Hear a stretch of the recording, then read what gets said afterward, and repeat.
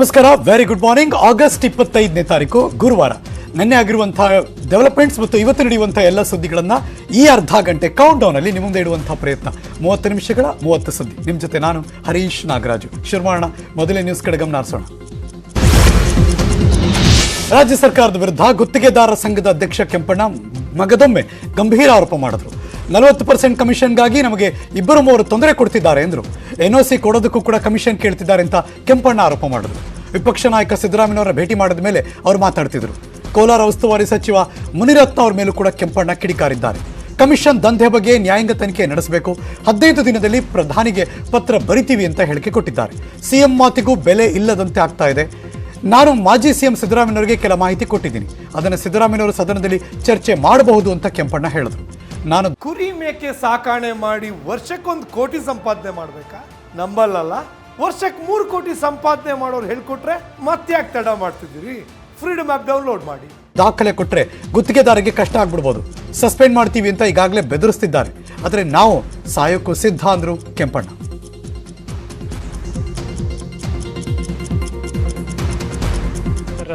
Sir ಏನಿಲ್ಲ, ನಾವು 1 ವರ್ಷ 2 ತಿಂಗಳಿಂದ ಹೋರಾಟ ಮಾಡ್ಕೊಂಡು ಬಂದಿದ್ವಿ. 40% ಭ್ರಷ್ಟಾಚಾರ ನಡೀತಾ ಇದೆ ಈ ಕರ್ನಾಟಕದಲ್ಲಿ, ಅದನ್ನು ಕಡಿಮೆ ಮಾಡಿ ಅಂತ ಮಾನ್ಯ ಮುಖ್ಯಮಂತ್ರಿಗಳ್ನು ಮೀಟ್ ಮಾಡಿದ್ವಿ. ಅವರು ಕೂಡ ಕೆಲವು ಅಸೂರೆನ್ಸ್ ಕೊಟ್ಟಿದ್ರು. ಬಟ್ ಅಲ್ಲಿ ಏನಾಗಿದೆ, ಅಧಿಕಾರಿಗಳು ಯಾರೂ ಚೀಫ್ ಮಿನಿಸ್ಟರ್ ಮಾತು ಕೇಳೋ ಸ್ಥಿತಿಯಲ್ಲಿಲ್ಲ. ಚೀಫ್ ಮಿನಿಸ್ಟರ್ ಮಾತಿಗೆ ಗೌರವ ಇಲ್ಲ ಅಂದಮೇಲೆ ನಾವೇನು. ಆಮೇಲೆ ಇಲ್ಲಿ ಎಲ್ಲ ಪಕ್ಷದವರು ಇದ್ದಾರೆ. Corruption is not belongs to BJP, Congress ಅಥವಾ JDS ಅಲ್ಲ, ಎಲ್ಲರೂ ಇನ್ವಾಲ್ವ್ ಆಗಿದ್ದಾರೆ. ನೀವು ಕೆಲಸ ಕೊಡಬೇಕು 10% ಕೊಡಿ ಅಂತ ಕೇಳ್ತಾರಲ್ಲ, ಇವ್ರ ನಮ್ಮ ಇದು ಜನಪ್ರತಿನಿಧಿಗಳ ಮಾನ ಮರ್ಯಾದೆ ಇದೆ. ಯಾರಿಗೂ ದಾಖಲೆ ಕೊಡೋದಿಲ್ಲ. ಕಾರಣ ಒಂದು ಹೇಳ್ತೀನಿ, ದಾಖಲೆ ಕೊಟ್ಟರೆ ಈಗಾಗಲೇ ನಮ್ಮಲ್ಲಿ 2-3 ಕಾಂಟ್ರಾಕ್ಟ್ರು ಭಾಳ ಅವರೇ ಇನ್ಫಾರ್ಮೇಷನ್ ಕೊಟ್ಟಿದೆ ಅಂತ ಅವ್ರು ಬೇರೆಯವರ ಹೆಸರಿನಲ್ಲಿ ಕೆಲಸ ಮಾಡೋ ಸ್ಥಿತಿ ಬಂದುಬಿಟ್ಟಿದೆ. ಯಾಕಂದರೆ ಅವ್ರಿಗೆ ಕೆಲಸ ಮಾಡೋಕ್ಕೆ ಅವಕಾಶ ಇಲ್ಲ. ಅಫಿಷಿಯಲ್ಸ್ ಏನು ಮಾಡಿ ತೊಂದರೆ ಕೊಡ್ತಾ ಇದ್ದಾರೆ. ಪ್ರೈಮ್ ಮಿನಿಸ್ಟರ್ಗೆ ಒಂದು ಲೆಟ್ರ್ ಬರೀತಾ ಇದ್ದೀವಿ, ಅಪ್ರಿಷಿಯೇಟಿಂಗ್ ದಿ ಪ್ರೈಮ್ ಮಿನಿಸ್ಟರ್ ಇದು ಕರಪ್ಷನ್ ಬಗ್ಗೆ. ಆದರೆ ಏನು ಕಾಯ್ತಾಳೆ 1 ವರ್ಷ. ರಾಜ್ಯ ಸರ್ಕಾರಕ್ಕೆ 40% ಕಮಿಷನ್ ಕಂಟಕ ಎದುರಾಗಿದೆ. ಬೆಂಗಳೂರಿನಲ್ಲಿ ಮಾತಾಡಿದ್ರು ವಿಪಕ್ಷ ನಾಯಕ ಸಿದ್ದರಾಮಯ್ಯನವರು. ನ್ಯಾಯಾಂಗ ತನಿಖೆಗೆ ಆಗ್ರಹಿಸಿದ್ರು. ಭ್ರಷ್ಟಾಚಾರ ಆಮೆ ವೇಗದಲ್ಲಿತ್ತು, ಈಗ ಶರವೇಗದಲ್ಲಿದೆ ಅಂತ ಕೆಂಪಣ್ಣ ಬರೆದಿರೋ ಮನವಿ ಪತ್ರದಲ್ಲಿದೆ ಅಂತ ಸಿದ್ದರಾಮಯ್ಯನವರು ಹೇಳಿದ್ದಾರೆ. ಅಷ್ಟೇ ಅಲ್ಲ, 22,000 ಕೋಟಿ ಪೆಂಡಿಂಗ್ ಬಿಲ್ಸ್ ಬಾಕಿ ಇದೆ ಅಂತ ಹೇಳಿದ್ದಾರಂತೆ. ಏನು ಹೇಳೋದು, ಇಷ್ಟೊಂದು ಕಿರುಕುಳ ಯಾವ ಕಾಲದಲ್ಲೂ ಆಗಿರಲಿಲ್ಲ. ಭ್ರಷ್ಟಾಚಾರ ಎಲ್ಲ ಕಾಲದಲ್ಲೂ ಇತ್ತು, ಆದರೆ ಈ ತರ ಭ್ರಷ್ಟಾಚಾರ ಆಮೆ ವೇಗದಲ್ಲಿತ್ತು. ಅವ್ರ ಪದ ಇಲ್ಲಿ ಬಳಸಿರೋದು ಆಮೆ ವೇಗದಲ್ಲಿತ್ತು, ಈಗ ಶರವೇಗದಲ್ಲಿ ನಡೀತಾ ಇದೆ. ಪದ ಬಳಸಿರೋದು ಶರವೇಗದಲ್ಲಿ, ಇವು ಅವ್ರ ಪದ ಬಳಸಿರೋದು ನಾನಲ್ಲ, ಕಾಂಟ್ರಾಕ್ಟರ್. ಶರವೇಗದಲ್ಲಿ ಲಂಚ ನಡೀತಾ ಇದೆ ಅಂತ ಹೇಳಿದ್ದಾರೆ. ಸೊ ನಾನು ಅಸೆಂಬ್ಲಿನಲ್ಲಿ ಇದನ್ನು ಮತ್ತೆ ಪ್ರಸ್ತಾಪ ಮಾಡ್ತೀನಿ. ಸೊ ಕೆಂಪಣ್ಣ ಆರೋಪದ ಬಗ್ಗೆ ಪ್ರತಿಕ್ರಿಯೆ ಕೊಟ್ಟರು ಮುಖ್ಯಮಂತ್ರಿಗಳು. ಕೆಂಪಣ್ಣ ದಾಖಲೆಗಳ ಸಮೇತ ಲೋಕಾಯುಕ್ತರಿಗೆ ದೂರು ಕೊಡ್ಲಿ ಎಂದರು. ಸಂಘ ಮೊದಲೇದಾಗಿ ಕೆಂಪಣ್ಣವರು ಸಂಘ ಒಂದೇ ಇಲ್ಲ, ಹಲವಾರು ಗುತ್ತಿಗೆದಾರರ ಸಂಘದ ಒಂದು ಸಂಘ ಅಷ್ಟೇ. ನಂಬರ್ 1. ನಂಬರ್ 2, ಅವರು ಆರೋಪ ಮಾಡೋದ್ರಲ್ಲಿ ಹುರುಳಿಲ್ಲ. ಸಿದ್ದರಾಮಯ್ಯನ ಭೇಟಿಯಾಗಿ ಬಂದ ಮೇಲೆ ಆರೋಪ ಮಾಡಿದ್ದಾರೆ, ಇದನ್ನು ಗಮನಿಸಬೇಕು. ಮತ್ತು 3ನೇದಾಗಿ, ಕಳೆದ ಬಾರಿ ಅವರು ಏನೇನೆಲ್ಲ ಹೇಳಿದ್ರು ಆ ಎಲ್ಲ ಆದೇಶಗಳನ್ನು ಮಾಡಿದ್ದೇವೆ. ಅದಕ್ಕಿಂತ ಒಂದು ಹೆಜ್ಜೆ ಮುಂದೋಗಿ ನಿವೃತ್ತ ನ್ಯಾಯಾಧೀಶರ ಇದರಲ್ಲೇ ನಾವು ಇವತ್ತು ಟೆಂಡರ್ ಸ್ಕ್ರೂಟಿನಿ ಕಮಿಟಿಯನ್ನು ಮಾಡಿದ್ದೇವೆ. ಬೇರೆ ಯಾವ ರಾಜ್ಯದಲ್ಲೂ ಇಲ್ಲ, ಅದನ್ನು ಮಾಡಿದ್ದೇವೆ. ಇನ್ನು ಅವ್ರಿಗೆ ಏನಾದರೂ ಸ್ಪೆಸಿಫಿಕ್ ಆಗಿ, ಜನರಲ್ ಆಗಿ ಸ್ಟೇಟ್ಮೆಂಟ್ ಅಲ್ಲ, ಜನರಲ್ ಆಗಿ ಸ್ಟೇಟ್ಮೆಂಟ್ ಆದರೆ ಅದೊಂದು ಜವಾಬ್ದಾರಿ ಸ್ಟೇಟ್ಮೆಂಟ್ ಆಗೋದಿಲ್ಲ. ಅವ್ರಿಗೆ ಏನಾದರೂ ಯಾವುದಾದ್ರೂ ವಿಷಯದಲ್ಲಿ ಸ್ಪೆಸಿಫಿಕ್ ಆಗಿ ಕಂಪ್ಲೇಂಟ್ ಇದ್ದರೆ ಅವರು ಲೋಕಾಯುಕ್ತ, ಈಗ ACB ಇಲ್ಲ, ಲೋಕಾಯುಕ್ತ ಮುಂದೆ ಹೋಗ್ಬೋದು, ಕಂಪ್ಲೇಂಟ್ ಕೊಡ್ಬೋದು. ACBಗೆ ಅದು ಲೋಕಾಯುಕ್ತಕ್ಕಂತೂ ಫುಲ್ ಫ್ರೀಡಮ್ ಇದೆ. ಅವರು ತನಿಖೆ ಮಾಡಲಿ, ಯಾರ್ಯಾರು ತಪ್ಪು ಮಾಡ್ತಾರೆ ಅವ್ರ ವಿರುದ್ಧ ನಾವು ಕ್ರಮಗಳನ್ನು ತೆಗೆದುಕೊಳ್ತೀವಿ. ಮೊದಲೇದಾಗಿ ಇನ್ನು ಕೆಂಪಣ್ಣ ಆರೋಪಗಳ ಬಗ್ಗೆ ಬಿಜೆಪಿ ಕೆರಳಿ ಕೆಂಡ ಆಯಿತು. ಕೆಂಪಣ್ಣ ಸೂಕ್ತ ದಾಖಲೆ ಕೊಡದೇ ಇದ್ರೆ ಮಾನನಷ್ಟ ಮೊಕದ್ದಮೆ ದಾಖಲಿಸುವುದಾಗಿ ಎಚ್ಚರಿಕೆ ಕೊಟ್ಟಿದ್ದಾರೆ. ಯಾರಿಗೂ ತೊಂದರೆ ಆದರೆ ಅಥವಾ ಯಾರಿಗಾದರೂ ನಷ್ಟ ಉಂಟಾದರೆ ಅಂಥವರು ಕೋರ್ಟ್ಗೆ ಹೋಗೋದು ನೋಡಿದ್ದೀವಿ, ಲೋಕಾಯುಕ್ತಕ್ಕೆ ಹೋಗೋದು ನೋಡಿದ್ವಿ, ACBಗೆ ಹೋಗೋದು ನೋಡಿದ್ವಿ. ಇಂಥದ್ದನ್ನು ನಾವೆಲ್ಲರೂ ಕೇಳ್ಬಿಟ್ಟು. ಆದರೆ ಕೋಲಾರ ಡಿಸ್ಟಿಕ್ಕಿಗೆ ಸಂಬಂಧಪಟ್ಟಂಗೆ ಒಬ್ಬರು ವಿರೋಧ ಪಕ್ಷದ ನಾಯಕರ ಮನೆಗೆ ಹೋಗಿ ಅವ್ರ ಜೊತೆ ಸುಮಾರು 1.5 ಗಂಟೆಗಳ ಕಾಲ ಚರ್ಚೆ ಮಾಡಿ ಆನಂತರ ಬಂದು ಪತ್ರಿಕಾಗೋಷ್ಠಿ ಮಾಡ್ತಾರೆ. ನಮ್ಮ ರಾಜ್ಯ ಸರ್ಕಾರದ ಬಗ್ಗೆ, ಎಲ್ಲ ಇಲಾಖೆಗಳ ಬಗ್ಗೆ, ಎಲ್ಲ ಸಚಿವರ ಬಗ್ಗೆ, ಎಲ್ಲ ಶಾಸಕರ ಬಗ್ಗೆ ಆರೋಪ ಮಾಡಿದ್ದಾರೆ. ನಾನೆಲ್ಲ ಗಮನಿಸಿದ್ದೀನಿ. ಇದು ರಾಜಕೀಯ ಪ್ರೇರಿತ, ರಾಜಕೀಯದ ದುರುದ್ದೇಶ, ರಾಜಕೀಯದ ಒಂದು ಕುಮ್ಮಕ್ಕಿನಿಂದ ಇವೆಲ್ಲ ನಡೀತಾ ಇರೋದು ಭಾಳ ಸ್ಪಷ್ಟವಾಗಿದೆ. ಇದೇನು ಮುಚ್ಚಿಡುವಂಥ ವಿಷಯ ಅಲ್ಲ. ಹಾಗಾಗಿ ಇದಕ್ಕೆ ಸಂಬಂಧಪಟ್ಟಂತೆ ನಾನು ನಮ್ಮ ವಕೀಲರ ಜೊತೆ ಚರ್ಚೆ ಮಾಡಿ ಏನು ಸೂಕ್ತ ತೀರ್ಮಾನ ತಗೊಳ್ಬೇಕು ಅದನ್ನು ಖಂಡಿತವಾಗ್ಲೂ ತಗೊಳ್ತೀನಿ. ಆರೋಪ ಮಾಡ್ತಾರಣ, ಅದಕ್ಕೆ ಮಾನಷ್ಟ ಮೊಕದ್ದಮೆ ಆಗ್ತೀವಿ ಅಂತ ಮುಂದೆ ಹೇಳಿದ್ದೀನಿ, ಕೇಳಿದ್ದೀನಿ ನಾನು. ಆಗ್ತೀವಿ ಅಂದ್ರೆ ಈಗ ಈಶ್ವರಪ್ಪನ ಮೇಲೆ ಆರೋಪ ಮಾಡಲಿಲ್ಲ, ಈಶ್ವರಪ್ಪನ ಮೇಲೆ ಆರೋಪ ಮಾಡಲಿಲ್ಲ ವಿನಾಕಾರಣ. ನೋಡಿ, ಸಚಿವರು ಈಗ ಹೇಳಿದರೆ ಮಾನನಷ್ಟ ಮೊಕದ್ದಮೆ ಹೂಡ್ತೀವಿ ಅಂತ ಹೇಳಿದ್ರಲ್ಲ, ಅಲ್ಲ ಕಾನೂನು ತಜ್ಞರ ಜೊತೆ ಚರ್ಚೆ ಮಾಡ್ತಾರೆ. ಅಡಿಯಪ್ಪ, ಕಾನೂನು ತಜ್ಞರ ಜೊತೆ ಚರ್ಚೆ ಮಾಡ್ತಾರೆ. ನಮ್ಮ ಮಂತ್ರಿಗಳು ಪಾರದರ್ಶಕವಾಗಿ ಒಳ್ಳೆ ಕೆಲಸ ಮಾಡ್ತಾರೆ. 2013-18ವರೆಗೂ ಕಾಂಗ್ರೆಸ್ ಸರ್ಕಾರ ಇತ್ತಲ್ಲ, ಅವತ್ತಾಗ ಪತ್ರ ಬರಲಿಲ್ಲ, ಅವತ್ತಾಗ ಆರೋಪ ಮಾಡಲಿಲ್ಲ. ಏನು ಈ ರೀತಿ ಸರ್ಕಾರಕ್ಕೆ ನೋಡಿ, ನಮ್ಮ ಸರ್ಕಾರ ಗುತ್ತಿಗೆದಾರರ ಸಂಘದ ಅಧ್ಯಕ್ಷರಾಗಿ ಯಾವುದಾದ್ರೂ ಒಂದು ಇಲಾಖೆಯಲ್ಲಿ ಒಬ್ಬ ಶಾಸಕ, ಒಬ್ಬ ಮಂತ್ರಿ ಅಥವಾ ಒಬ್ಬ ಅಧಿಕಾರಿ ಲಂಚ ಕೇಳಿದ್ದಾರೆ ಅನ್ನೋದನ್ನು ಅವರು ಪ್ರೂವ್ ಮಾಡಿದ್ದೇನೆ.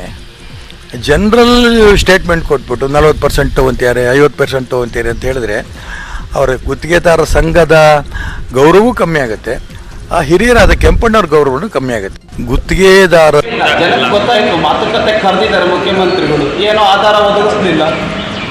ಹಾಗಾಗಿ ಈಗೇನು ಗಂಭೀರತೆಯನ್ನು ಉಳಿದೇ ಇಲ್ಲ ಅದಕ್ಕೆ ಕೆಂಪಣ್ಣ ಅವರ ಇದಕ್ಕೆ ಪರ್ಸೆಂಟೇಜ್ ಕೊಟ್ಟಿರೋರ್ನ ಕೇಳು.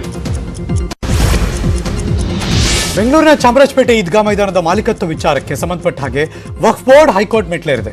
ಬಿಬಿಎಂಪಿ ಆದೇಶ ಪ್ರಶ್ನಿಸಿ ವಕ್ಫ್ ಬೋರ್ಡ್ ಹೈಕೋರ್ಟ್ ಮೊರೆ ಹೋಗಿದೆ. ಜಂಟಿ ಆಯುಕ್ತರಿಗೆ ಮಾಲೀಕತ್ವ ಕುರಿತು ನಿರ್ಧಾರ ತೆಗೆದುಕೊಳ್ಳುವ ಅಧಿಕಾರ ಇಲ್ಲ. ಈವರೆಗೂ ಈದ್ಗಾ ಮೈದಾನ ನಮ್ಮ ಅನುಭೋಗದಲ್ಲಿ ಇತ್ತು. ಜಂಟಿ ಆಯುಕ್ತರ ಆದೇಶ ರದ್ದು ಮಾಡುವಂತೆ ಅರ್ಜಿಯಲ್ಲಿ ಮನವಿ ಮಾಡಲಾಗಿದೆ. ಇವತ್ತು ಮಧ್ಯಾಹ್ನ 2:30ಕ್ಕೆ ಹೈಕೋರ್ಟ್ನಲ್ಲಿ ಈ ಕುರಿತು ವಿಚಾರಣೆ ನಡೆಯುತ್ತೆ. ಚಾಮರಾಜಪೇಟೆಯ ಈದ್ಗಾ ಆಟದ ಮೈದಾನದಲ್ಲಿ ಗಣೇಶೋತ್ಸವ ನಡೆಸೋದಕ್ಕೆ ಅವಕಾಶ ಸಿಕ್ಕಿಲ್ಲ. ಮೊನ್ನೆ ಸಿಟಿ ರವಿಯವರನ್ನ ಭೇಟಿಯಾಗಿದ್ದ ಹಿಂದೂ ಸಂಘಟನೆಗಳು ನಿನ್ನೆ ರೇಣುಕಾಚಾರ್ಯರನ್ನ ಭೇಟಿಯಾಗಿ ಜಮೀರ್ ಅಹಮದ್ ಖಾನ್ ಬಗ್ಗೆ ದೂರು ಕೊಟ್ಟರು.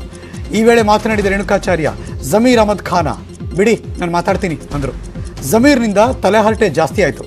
ಇದೇ ನಿಮ್ಮಪ್ಪನ ಜಾಗನ? ವಕ್ಫ್ ಬೋರ್ಡ್ನವರು ಎಲ್ಲ ಕಡೆ ಕಬಳಿಕೆ ಮಾಡ್ತಿದ್ದಾರೆ. ಶಿವಪ್ಪ ನಾಯಕ ಸರ್ಕಲ್ನ ಅಮೀರ್ ಅಹಮದ್ ಸರ್ಕಲ್ ಅಂತ ನಾಮಕರಣ ಮಾಡಿದರು. ಹೊನ್ನಾಳಿಯಲ್ಲಿ ಇದೇ ತರ ಕಬಳಿಕೆ ಮಾಡ್ತಿದ್ದಾರೆ ಅಂತ ಕಿಡಿಕಾರರು ರೇಣುಕಾಚಾರ್ಯ. ಭಾಳ ಜಾಸ್ತಿ ಆಯ್ತು, ತಲೆಹರಟೆ ಆಯ್ತು ನಿಂದು. ಏನು ಅದು ಆಸ್ತಿ ನಿಮ್ಮ ಅಪ್ಪನ ಮನೆದ? ಇವರು ಈದ್ಗಾ ಅಂತ ಹೇಳ್ತಾರೆ. ನಾನು ಎಲ್ಲೆಲ್ಲಿ ಭೂಮಿ ಇದೆಲ್ಲ ಪತ್ತೆ ಹಚ್ಚಿಸ್ತಿದ್ದೀನಿ. ಈ ಭೂಮಿ ಹಿಂದೂಗಳು ಸೇರಿದ್ದು, ಕಂದಾಯ ಇಲಾಖೆ. ಇವರು ಬಿಟ್ಟರೆ ಭಾರತ ದೇಶ ಇನ್ನು ಕೆಲವೇ ದೇಶದಲ್ಲಿ ನಮ್ಮದು ಅಂತ ಹೇಳ್ತಾರೆ. ಪಾಕಿಸ್ತಾನ ಅತಿಕ್ರಮಣ ಮಾಡ್ತಾರೆ. ಇದನ್ನು ಸಹಿಸಕ್ಕಾಗಲ್ಲ ಅಂತ ನಾನು ಅವರು ಜಮೀರ್ ಅಹಮದ್ ಎಚ್ಚರಿಕೆಯನ್ನು ಕೊಡ್ತೀನಿ. ಬಹುಶಃ ಹಿಂದೂ ಮುಸಲ್ಮಾನರು ಕ್ರೈಸ್ತರು ಭಾರತ ಮಾತೆಯ ಮಕ್ಕಳಾಗಿ ಬಾಳಬೇಕಂದ್ರೆ ಸಂಘರ್ಷ ಮಾಡಬಾರ್ದು, ಸಾಮರಸ್ಯ ಇರಬೇಕು. ಅದೇ ನಿಮಗೆ ನಮಾಜ್ ಮಾಡೋಕ್ಕೆ ಅವಕಾಶ ಇದೆ, ನಮ್ಮ ಗಣೇಶನ ಪ್ರತಿಷ್ಠಾಪನೆ ಮಾಡೋಕ್ಕೆ ಯಾವ ಅವಕಾಶ ಇಲ್ಲ ಹಂಗಂತ ಹೇಳ. ಹುಬ್ಬಳ್ಳಿಯ ಮಹಾನಗರ ಪಾಲಿಕೆ ಕಚೇರಿ ಎದುರು ಈದ್ಗಾ ಮೈದಾನದಲ್ಲಿ ಗಣೇಶೋತ್ಸವ ಅವಕಾಶಕ್ಕೆ ಕೊಡಬೇಕು ಅಂತ ಆಗ್ರಹಿಸಿ ವಿವಿಧ ಹಿಂದೂಪರ ಸಂಘಟನೆಗಳು ಪ್ರತಿಭಟನೆ ಮಾಡಿದ್ವು. ಸ್ಥಳಕ್ಕೆ ಮೇಯರ್ ಈರೇಶ್ ಅಂಚಟಗೇರಿ ಭೇಟಿ ಕೊಟ್ಟರು. ಪ್ರತಿಭಟನಾಕಾರರ ಜೊತೆ ಮಾತುಕತೆ ನಡೆಸಿದ್ರು. ಈದ್ಗಾ ಮೈದಾನದಲ್ಲಿ ಗಣೇಶೋತ್ಸವ ಅವಕಾಶ ಕೊಡದೆ ಹೋದರೆ ಮತ್ತಷ್ಟು ಉಗ್ರ ಹೋರಾಟ ಮಾಡೋದಕ್ಕೆ ಎಚ್ಚರಿಕೆ ಕೂಡ ಕೊಟ್ಟಿದ್ದರು. ಶಿವಮೊಗ್ಗದಲ್ಲಿ ಮಾಜಿ ಸಚಿವ ಕೆಎಸ್ ಈಶ್ವರಪ್ಪನವರು ಮನೆಗೆ ಬೆದರಿಕೆ ಪತ್ರ ಬಂದಿದೆ. ಮುಸ್ಲಿಂ ಗೂಂಡಾಗಳು ಎಂದಿದ್ದ ಈಶ್ವರಪ್ಪನವರಿಗೆ ಅನಾಮಧೇಯ ಬೆದರಿಕೆ ಪತ್ರ ಬಂತು. ಕೂಡಲೇ ಕಾನೂನು ಕ್ರಮ ಕೈಗೊಳ್ಳಬೇಕು ಅಂತ ಶಿವಮೊಗ್ಗ ಎಸ್ಪಿಗೆ ಈಶ್ವರಪ್ಪನವರು ಆಪ್ತ ಸಹಾಯಕ ಸಂತೋಷ್ ಮನವಿ ಮಾಡಿದ್ದಾರೆ. ಇನ್ನು ಈ ಕುರಿತು ಮಾತನಾಡಿದ್ದಾರೆ ಈಶ್ವರಪ್ಪನವರು. ಯಾರೋ ಹೇಡಿಗಳು ಅನಾಮಧೇಯ ಬೆದರಿಕೆ ಪತ್ರ ಬರೆದಿದ್ದಾರೆ. ಈ ರೀತಿ ಗೊಡ್ಡು ಬೆದರಿಕೆಗಳಿಗೆ ನಾನು ಹೆದರಲ್ಲ, ಬೊಗ್ಗಲ್ಲ ಅಂತಂದರು.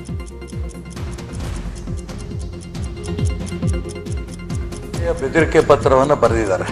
ನಾನು ಟಿಪ್ಪು ಸುಲ್ತಾನ್ಗೆ ಮುಸ್ಲಿಂ ಗೂಂಡಾ ಅಂತ ಕರೆದಿದ್ದೀನಿ ಅನ್ನೋಂಥ ಮಾತನ್ನು ಅದರಲ್ಲಿ ಉಲ್ಲೇಖ ಮಾಡಿದ್ದಾರೆ. ಮತ್ತು ನನ್ನ ನಾಲಿಗೆಯನ್ನು ಕೊಡಗು ಜಿಲ್ಲೆಯಲ್ಲಿ 4 ದಿನ ನಿಷೇಧಾಜ್ಞೆ ಜಾರಿಗೊಳಿಸಲಾಗಿದೆ. ಈ ಹಿನ್ನೆಲೆಯಲ್ಲಿ ಎಡಿಜಿಪಿ ಅಲೋಕ್ ಕುಮಾರ್ ಮಡಿಕೇರಿಗೆ ಭೇಟಿ ಕೊಟ್ಟರು. ಕೊಡಗು ಎಸ್ಪಿ ಕಚೇರಿ ಅಧಿಕಾರಿಗಳ ಜೊತೆ ಸಭೆ ಮಾಡಿದ್ರು. ಈ ಸಂದರ್ಭದಲ್ಲಿ ಅಲೋಕ್ ಕುಮಾರ್ ಅವರು ಮಾತಾಡಿದರು. ಸದ್ಯಕ್ಕೆ ಕೊಡಗು ಜಿಲ್ಲೆ ಸಂಪೂರ್ಣ ಶಾಂತಿಯಿಂದ ಇದೆ. ಒಟ್ಟು 15 KSRP ತುಕಡಿ ಪೊಲೀಸರನ್ನ ನಿಯೋಜನೆ ಮಾಡಲಾಗಿದೆ. ಕೇರಳ ಅಂತಾರಾಜ್ಯ ಗಡಿ ಹಾಗೂ ಅಂತರ್ಜಿಲ್ಲಾ ಗಡಿಯಲ್ಲಿ ತೀವ್ರ ನಿಗಾ ವಹಿಸಲಾಗಿದೆ ಎಂದರು. ಸಿದ್ದರಾಮಯ್ಯನವರ ಕಾರಿಗೆ ಮೊಟ್ಟೆ ಎಸೆತ ಪ್ರಕರಣದ ತನಿಖೆಯನ್ನು ಚಾಮರಾಜನಗರದ ASP ಸುಂದರಾಜ್ಗೆ ವಹಿಸಲಾಗಿದೆ ಅಂತ ಹೇಳಿಕೆ ಕೊಟ್ಟರು. ಪಂಚಮಸಾಲಿ ಸಮುದಾಯಕ್ಕೆ 2A ಮೀಸಲಾತಿ ಕಲ್ಪಿಸೋದಕ್ಕೆ ಸರ್ಕಾರ ಕೇಳಿದ್ದ ಕಾಲಾವಕಾಶ ಮುಕ್ತಾಯಗೊಂಡಿದೆ. ಹೀಗಾಗಿ ಇವತ್ತು ಶಿವಮೊಗ್ಗದಲ್ಲಿ ಬಸವ ಜಯ ಮೃತ್ಯುಂಜಯ ಸ್ವಾಮೀಜಿಗಳ ನೇತೃತ್ವದಲ್ಲಿ ಬೃಹತ್ ಪ್ರತಿಭಟನಾ ರ್ಯಾಲಿ ನಡೆಯುತ್ತೆ. ರ್ಯಾಲಿಯಲ್ಲಿ ಮಾಜಿ ಸಚಿವ ವಿನಯ್ ಕುಲಕರ್ಣಿ ಭಾಗಿಯಾಗುವ ನಿರೀಕ್ಷೆ ಇದೆ. ಪ್ರತಿಭಟನೆಯಲ್ಲಿ 2,000ಕ್ಕೂ ಹೆಚ್ಚು ಜನರು ಸೇರುವ ನಿರೀಕ್ಷೆ ಕೂಡ ಇದೆ. ಶಿವಪ್ಪನಾಯಕನ ವೃತ್ತದ ಶಿವಪ್ಪನಾಯಕ ಪ್ರತಿಮೆಗೆ ಹೂವಿನ ಹಾರ ಹಾಕಿ ಜಾಥಾ ಶುರುವಾಗುತ್ತೆ. DC ಕಚೇರಿ ತನಕ ಜಾಥಾ ನಡೆಯುತ್ತೆ. ಬೆಳಗಾವಿಯಲ್ಲಿ ಅಡಗಿರುವ ಚಿರತೆ ಸೆರೆಗೆ ಕಾರ್ಯಾಚರಣೆ ನಡೀತಾ ಇದೆ. 21 ದಿನಗಳಿಂದ ಅಧಿಕಾರಿಗಳಿಂದ ಚಿರತೆಗೋಸ್ಕರ ಕೂಂಬಿಂಗ್ ನಡೀತಾ ಇದೆ. ಗಾಲ್ಫ್ ಕ್ಲಬ್ನಲ್ಲಿ ಅಡಗಿರುವ ಚಿರತೆ ಪತ್ತೆಗೆ ಆನೆಗಳ ಮೂಲಕ ಆಪರೇಷನ್ ನಡೆಸಲಾಗ್ತಾ ಇದೆ. ಆನೆ ಮೇಲೆ ಅರವಳಿಕೆ ತಜ್ಞ ಇದ್ದಾರೆ, ಕಾರ್ಯಾಚರಣೆ ಮಾಡ್ತಿದ್ದಾರೆ.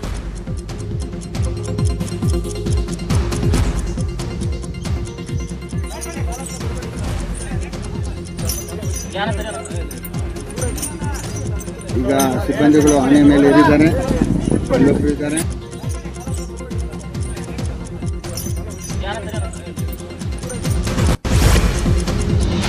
ಇವತ್ತು ಮುಖ್ಯಮಂತ್ರಿ ಬಸವರಾಜ ಬೊಮ್ಮಾಯಿ ಅವರ ನೇತೃತ್ವದಲ್ಲಿ ರಾಜ್ಯ ಸಂಪುಟ ಸಭೆ ನಡೆಯುತ್ತೆ. ಬೆಳಗ್ಗೆ 11 ಗಂಟೆಗೆ ವಿಧಾನಸೌಧದಲ್ಲಿ ಸಂಪುಟ ಸಭೆ ನಡೆಯುತ್ತೆ. ಸಚಿವರುಗಳು ಭಾಗವಹಿಸುತ್ತಾರೆ. ಸಭೆಯಲ್ಲಿ ಮಳೆಗಾಲದ ಅಧಿವೇಶನ ಕರೆಯುವ ಹಾಗೂ ಕೆಲ ಆಡಳಿತಾತ್ಮಕ ವಿಷಯಗಳು ಅಷ್ಟೇ ಅಲ್ಲ, ಸರ್ಕಾರಕ್ಕೆ ಮುಜುಗರ ತರಿಸಿರುವಂತಹ 40% ಕಮಿಷನ್ ಆರೋಪದ ಬಗ್ಗೆಯೂ ಚರ್ಚೆ ಮಾಡಲಾಗುತ್ತೆ ಅಂತ ಹೇಳಲಾಗ್ತಾ ಇದೆ. ಇನ್ನು ರಾಜ್ಯದಲ್ಲಿ ಗದ್ದಲ ಎಬ್ಬಿಸಿರುವ ಸಾವರ್ಕರ್ ಟಿಪ್ಪು ವಿವಾದದ ಬಗ್ಗೆ ಚರ್ಚೆ ಮಾಡಲಾಗುತ್ತೆ ಅಂತ ಹೇಳಲಾಗ್ತಾ ಇದೆ. ಸಿದ್ದರಾಮಯ್ಯನವರ ವಿರುದ್ಧ ಬಿಜೆಪಿ ಶಾಸಕ ಬಸನಗೌಡ ಪಾಟೀಲ್ ಯತ್ನಾಳ್ ಕಿಡಿಕಾರಿದ್ದಾರೆ. ಹಿಂದೂ ದೇವಸ್ಥಾನಕ್ಕೆ ಹೋಗಬೇಕಾದ್ರೆ ಒಂದು ನಿಯಮ ಇದೆ, ಅದನ್ನು ಪಾಲನೆ ಮಾಡಲಿ. ವೀರ ಸಾವರ್ಕರ್ ಬಗ್ಗೆ ಮಾತನಾಡೋ ನೈತಿಕತೆ ಸಿದ್ದರಾಮಯ್ಯನವ್ರಿಗಿಲ್ಲ ಅಂತ ವಾಗ್ದಾಳಿ ಮಾಡಿದ್ರು ಬಸನಗೌಡ ಪಾಟೀಲ್ ಯತ್ನಾಳ್.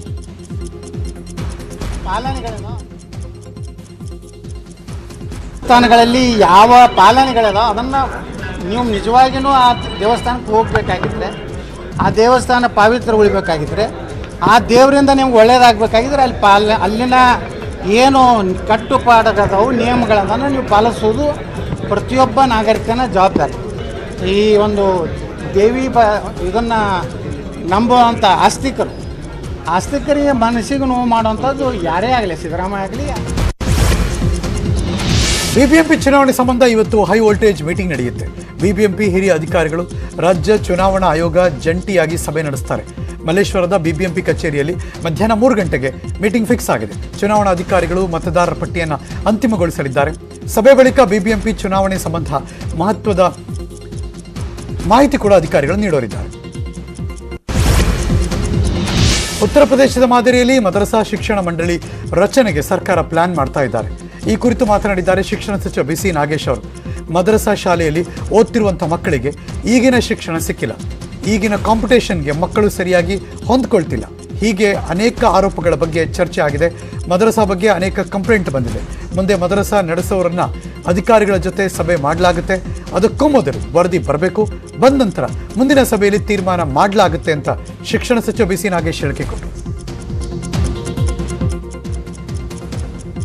ಸರ್ಕಾರ ಗಮನ ಕೊಡ್ತಿಲ್ಲ ಅಂತೇಳಿ ಆ ವರ್ಗದ ಜನನೇ ಅನೇಕರು ನಮ್ಮನ್ನು ಕೇಳ್ತಾ ಇದ್ದಾರೆ.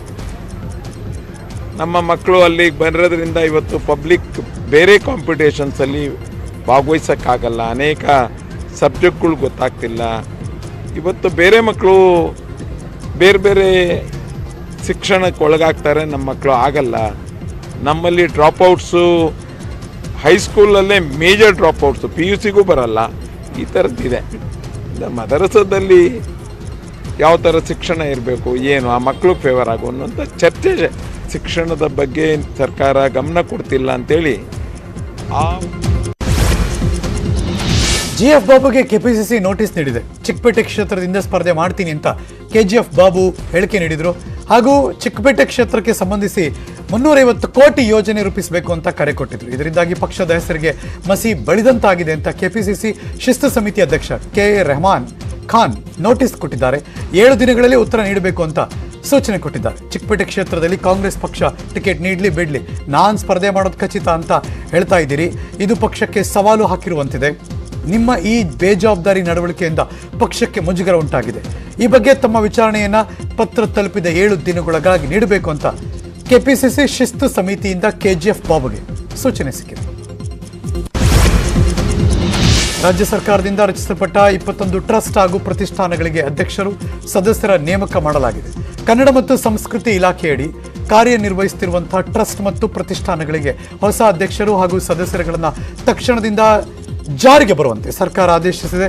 ಹಾವೇರಿಯ ಗಳಗನಾಥ ಮತ್ತು ರಾಜಪುರೋಹಿತ ಪ್ರತಿಷ್ಠಾನದ ಅಧ್ಯಕ್ಷರಾಗಿ ಚಕ್ರವರ್ತಿ ಸೂಲಿಬೆಲೆ ಅವರನ್ನ ನೇಮಕ ಮಾಡಲಾಗಿದೆ. ಆದರೆ ರಾಜ್ಯ ಸರ್ಕಾರದ ನೇಮಕಾತಿಯನ್ನ ಸೂಲಿಬೆಲೆ ತಿರಸ್ಕರಿಸಿದ್ದಾರೆ. ಇನ್ನು ಸರ್ಕಾರ ಮೃತಪಟ್ಟವರಿಗೂ ಅಧ್ಯಕ್ಷ ಸ್ಥಾನ ಕೊಟ್ಟು ಎಡವಟ್ಟು ಮಾಡಿಕೊಂಡಿದೆ. ಚಿಕ್ಕಮಗಳೂರಿನ ಪೂರ್ಣತಂದೆ ತೇಜಸ್ವಿ ಪ್ರತಿಷ್ಠಾನದ ಮಹಿಳಾ ಸದಸ್ಯರಾಗಿ ರಾಜೇಶ್ವರಿ ಹೆಸರು ಸೇರಿಸಲಾಗಿದೆ. ಆದರೆ 2021 ಡಿಸೆಂಬರ್ನಲ್ಲಿ ತೇಜಸ್ವಿ ಅವರ ಪತ್ನಿ ರಾಜೇಶ್ವರಿ ನಿಧನರಾಗಿದ್ದಾರೆ. ನ್ಯೂಸ್ 18 ವರದಿ ಬೆನ್ನಲ್ಲೇ ಕನ್ನಡ ಸಂಸ್ಕೃತಿ ಇಲಾಖೆ ಅಧಿಕಾರಿಗಳಿಗೆ ಸಚಿವ ಸುನೀಲ್ ಕುಮಾರ್ ತರಾಟೆಗೆ ತೆಗೆದುಕೊಂಡರು. ಅಧಿಕಾರಿಗಳ ಎಡವಟ್ಟಿನಿಂದ ತಪ್ಪಾಗಿದೆ, ತಪ್ಪು ಸರಿಪಡಿಸ್ತೀವಿ ಎಂದರು. ಸಿಲಿಕಾನ್ ಸಿಟಿ ಬೆಂಗಳೂರು ಸೇರಿದಂತೆ ರಾಜ್ಯದ ವಿವಿಧ ಜಿಲ್ಲೆಗಳಲ್ಲಿ ನಿನ್ನೆ ಭಾರೀ ಮಳೆ ಆಯಿತು. ಬೆಂಗಳೂರಿನಲ್ಲಿ ಜಿಟಿ ಮಳೆಗೆ ವಾಹನ ಸವಾರರು ಪರದಾಡಿದ್ರು. ಮಂಡ್ಯದಲ್ಲೂ ಕೂಡ ಭಾರೀ ಮಳೆಯಾಯಿತು. 1 ಗಂಟೆಗೂ ಹೆಚ್ಚು ಕಾಲ ಸುರಿದ ಮಳೆಗೆ ತಗ್ಗು ಪ್ರದೇಶಗಳು ಜಲಾವೃತ ಆಯಿತು. ಇನ್ನು ಕೊಪ್ಪಳದಲ್ಲೂ ಕೂಡ ಧಾರಾಕಾರ ಮಳೆಗೆ ಜನಜೀವನ ಸಂಪೂರ್ಣ ಅಸ್ತವ್ಯಸ್ತ ಆಯಿತು. ಯಾದಗಿರಿ ಜಿಲ್ಲೆಯಲ್ಲಿ ವರ್ಣನ ಅಬ್ಬರಿಸಿದ ಮಳೆಯಿಂದಾಗಿ ರಸ್ತೆಗಳೆಲ್ಲ ಜಲಾವೃತ ಆಯಿತು. ವಾಹನ ಸವಾರರು ಅಲ್ಲೂ ಪರದಾಡಿದ್ರು. ಮಳೆ ಅಬ್ಬರಕ್ಕೆ PWD ಕಚೇರಿ ಆವರಣ ಜಲಾವೃತ ಆದ ದೃಶ್ಯ ಕಂಡು ಬಂತು.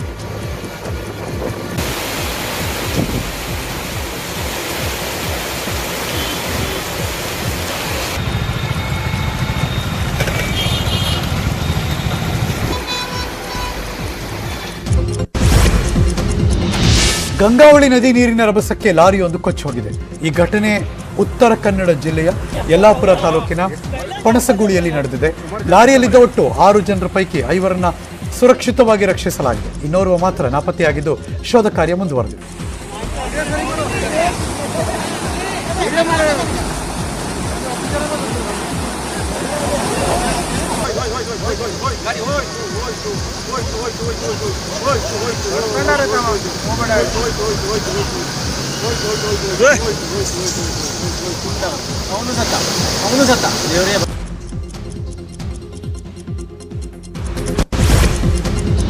ರಾಜ್ಯದಲ್ಲಿ ಕೊರೋನಾ ಕೇಸ್ 1,000 ಗಡಿ ದಾಟಿದೆ.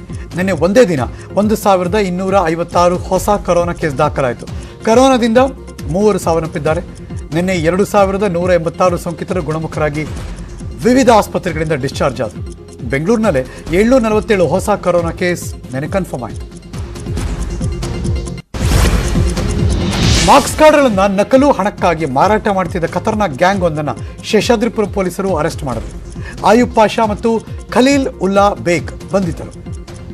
SSLC PUC ಡಿಗ್ರಿ ನಕಲಿ ಅಂಕಪಟ್ಟಿಗಳನ್ನು ಕೆಲ ಸ್ಥಳೀಯ ವಿದ್ಯಾರ್ಥಿಗಳ ದಾಖಲೆಗಳನ್ನು ಫೋರ್ಜರಿ ಮಾಡಿ ಮಾರಾಟ ಮಾಡಿದ್ದಾರೆ.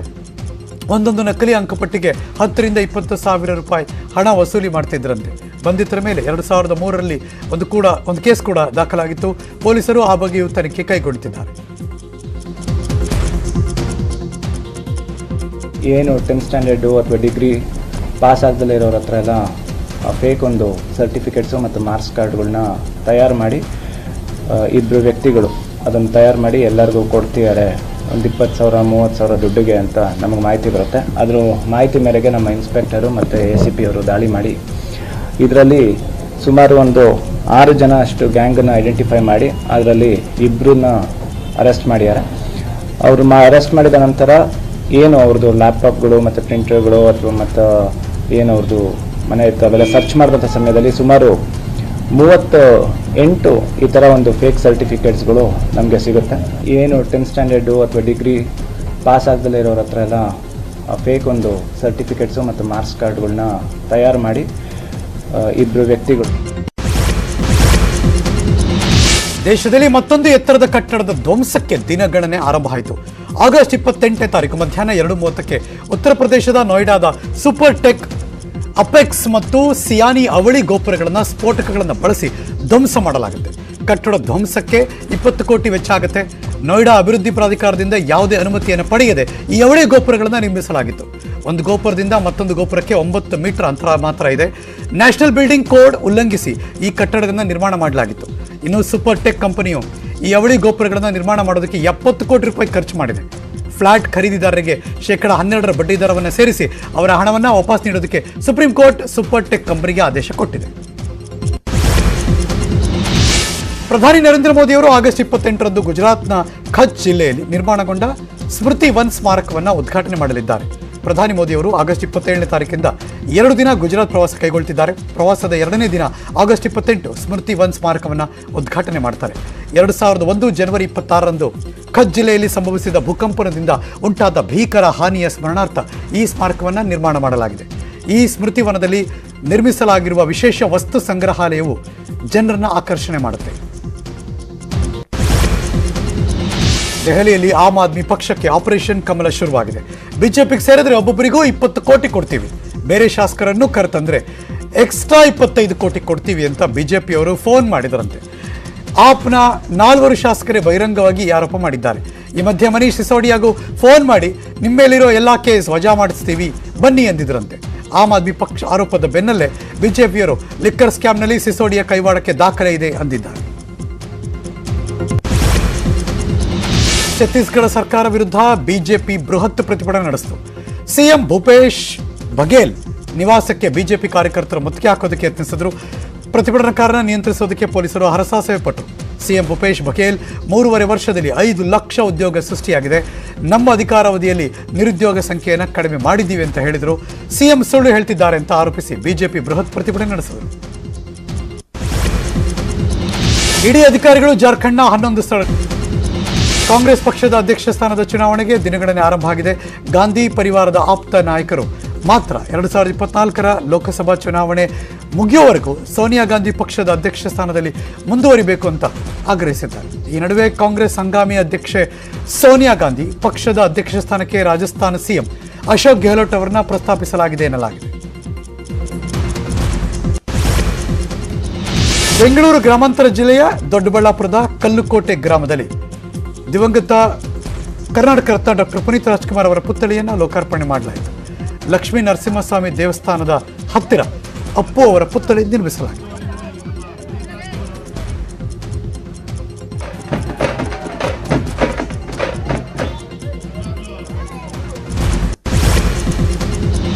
ಪ್ರಭಾಸ್ ಮತ್ತು ಮಾರುತಿ ಕಾಂಬಿನೇಷನ್ ನಲ್ಲಿ ರಾಜಾ ಡಿಲಕ್ಸ್ ಸಿನಿಮಾ ಬರ್ತಾ ಇದೆ. ನಾಳೆ ಸಿಂಪಲ್ ಆಗಿ ಈ ಸಿನಿಮಾದ ಮುಹೂರ್ತ ನಡೆಯುತ್ತೆ. ಇದೊಂದು ಸ್ಮಾಲ್ ಬಜೆಟ್ ಸಿನಿಮಾ ಆಗುತ್ತೆ. ಕೇವಲ 20 ಕೋಟಿ ಬಜೆಟ್ನಲ್ಲಿ ದೃಶ್ಯ ರೂಪ ಪಡೆದುಕೊಳ್ಳಲಿದೆ ಎನ್ನಲಾಗ್ತಾ ಇದೆ.